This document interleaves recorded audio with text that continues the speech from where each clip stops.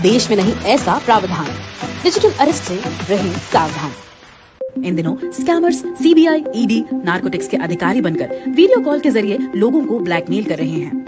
Scammers नकली police और अधिकारी बनकर अनजान पार्सल, नारकोटिक्स या अन्य किसी मामले से आपको जोड़ देंगे या बताएंगे कि आपके आधार कार्ड और बैंक अकाउंट का उपयोग आपराधिक गतिविधियों के लिए किया गया है।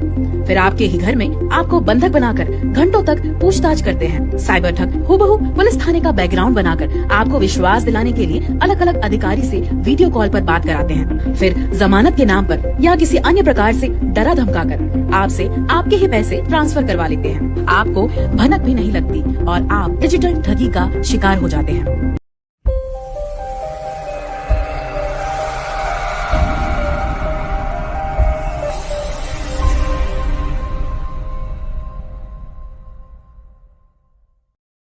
इंदौर के तेजाजी नगर पुलिस ने कार्रवाई करते हुए 4 ऐसे आरोपियों को गिरफ्तार किया है जिनके द्वारा कर्नाटक राज्य से मंगाई गई 35,000 किलो शक्कर के साथ एक ट्रक को चोरी कर लिया गया था। जिनसे पूछताछ में बात सामने आई है कि ट्रक मालिक के भाई के द्वारा ही यह पूरी चोरी की घटना की साजिश रची गई थी।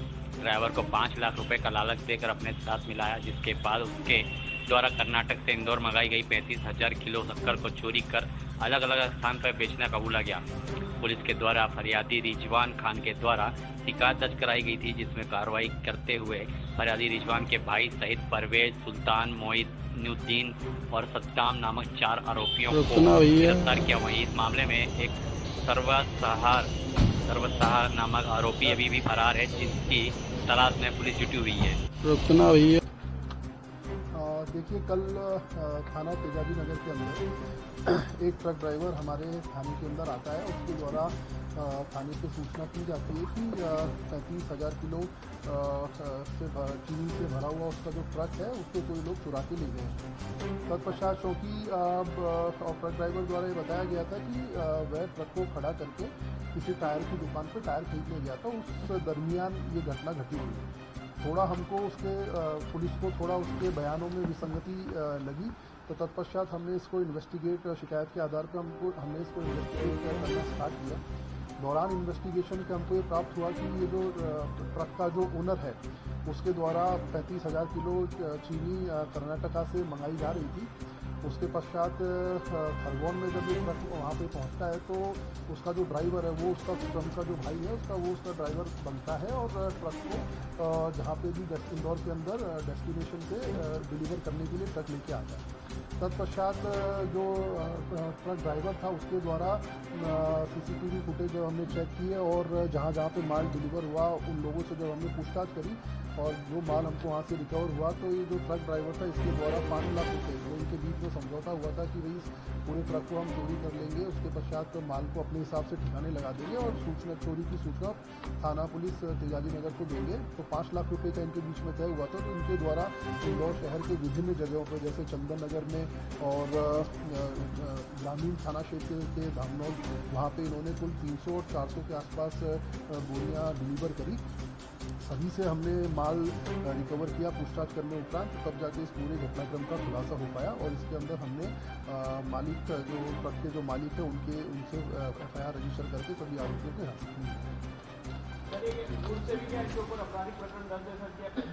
इनके पूर्व के आपराधिक रिकॉर्ड हम चेक करवा रहे हैं। हाल फिलहाल हमें इनका भी कोई पूर्व का आपराधिक रिकॉर्ड नहीं मिला है, किंतु चेकिंग करवाने के पश्चात इसमें हम और बता पाएंगे। हाँ, डेफिनेटली इसके अंदर जो हमारे पास इन्होंने 2 जगह इन्होंने, जैसा कि मैंने आपको बताया, एक तो चंदन नगर में एक व्यक्ति के पास इन्होंने 300 के आसपास चीनी की बोरियाँ बेची थी और एक धामनौर में, तो दोनों को हमारे द्वारा इसमें आरोपी बनाया गया। नहीं, क्योंकि नहीं, जैसे कि इनके द्वारा जैसा कि मैंने आपको बताया कि ये पूरा घटनाक्रम 5 लाख रुपये को लेकर था कि भाई इसके अंदर इनके आपस में 5 लाख रुपये तय हुए थे कि भाई जो ट्रक ड्राइवर था आप इसको अगर चोरी करवा देंगे तो आपको 5 लाख रुपये देंगे। ट्रक ड्राइवर ने अपना निजी वो कि भाई इसमें नॉर्मली तो इतनी ज़्यादा इनकम होती नहीं थी, तो 5 लाख रुपये के लिए उसने घटनाक्रम किया। और इसमें जो स्वयं की जो फरियादी है स्वयं ट्रक ओनर है जिसका माल इसमें चोरी है। जो माल चोरी का बेचा देखिए क्योंकि जो मार्केट वैल्यू होती है वो काफ़ी ज़्यादा रहती है 1 किलो शुगर की अगर आप देखेंगे तो इन्होंने क्योंकि चोरी का बता के इन्होंने जो कस्टमर को इसी प्रकार से अट्रैक्ट किया करते थे कि अगर आप थोक में माल खरीदने जाएंगे मार्केट में तो आपको मानो कि 100 रुपये का मिलेगा तो हम वही माल आपको 50 रुपये में दे देंगे।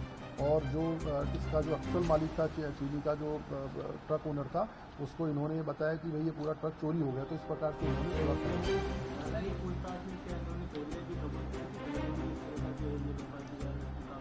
देखिए घटनाक्रम कल ही का है और थाना पुलिस तेजाजी नगर द्वारा पूरे घटनाक्रम को 24 घंटे के अंदर ही सुलझा लिया गया है। अभी हम इनका PR लेके इसमें और विस्तृत जैसे कि इनके और आपराधिक रिकॉर्ड है कि नहीं, कोर्ट में भी इन्होंने ऐसी घटना कहीं और तारीख की है, हमें उसके विषय में जानकारी दी है।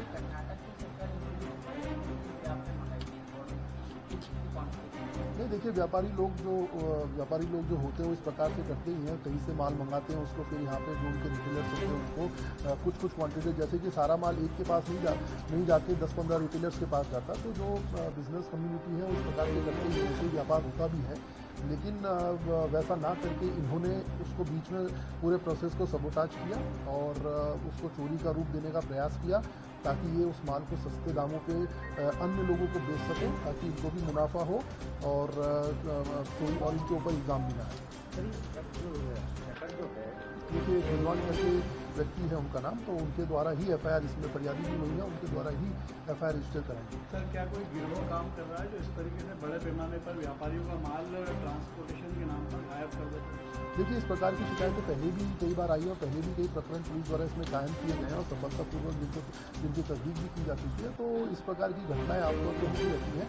अब चूँकि जैसे कि मैंने आपको बताया कि पूरा घटनाक्रम हमारे द्वारा जो हमारी पहली प्राथमिकता थी वो पूरे घटनाक्रम का खुलासा करना था।